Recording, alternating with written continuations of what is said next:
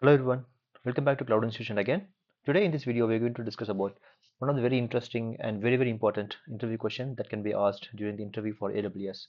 So the interview question is going to be, what is the difference between a public subnet and a private subnet in VPC? Okay, so the interviewer is trying to ask you the understanding about how private and public subnet is differ from each other. Okay, so this is very important question, guys. So if you go for an interview, most of the times these kind of questions will be asked from the VPC. So the public subnet has internet gateway attached and the route to the internet through the internet gateway in the route table. So a private subnet does not have an internet gateway attached, hence there is no direct route to the internet. So what do you mean by this? For example, if you go for a subnets, okay, so this is the subnet. Okay, so let's say for example this is the public subnet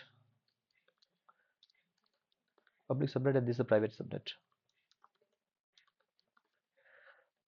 Okay, so now what happens is that so we create an internet gateway. Okay, so this is the internet gateway, let's say.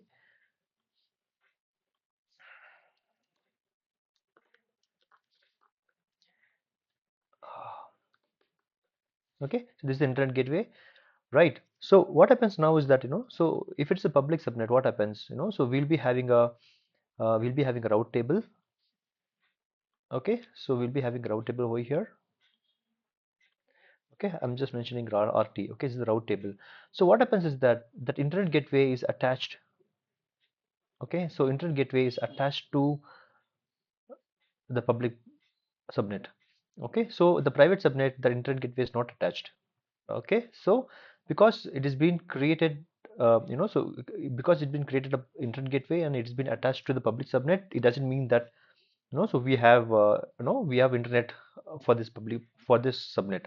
Okay, so what happens is that you need to have one more step, which is you need to allow all the traffic through this route table, and that route table has to route the traffic through the internet gateway, right? So this is how the flow works. Okay, so first of all it has to be attached to the internet gateway.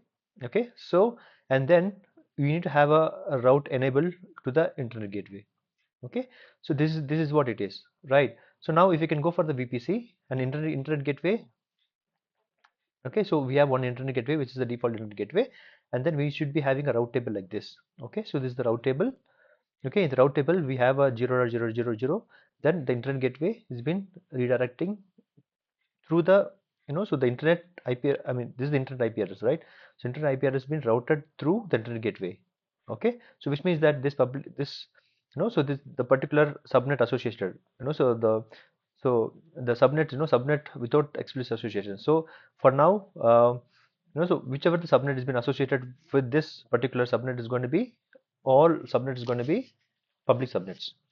Okay, so whichever the subnet is not been associated with the internet gateway and there is no route table enabled, that is called a private subnet.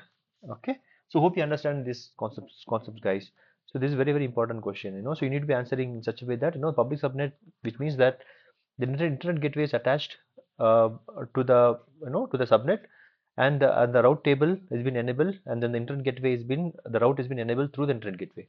Okay, so whereas the private subnet does not have internet gateway attached. Okay, so as you can see here, so there is no internet gateway is attached to the private subnet, so that that this subnet remain private.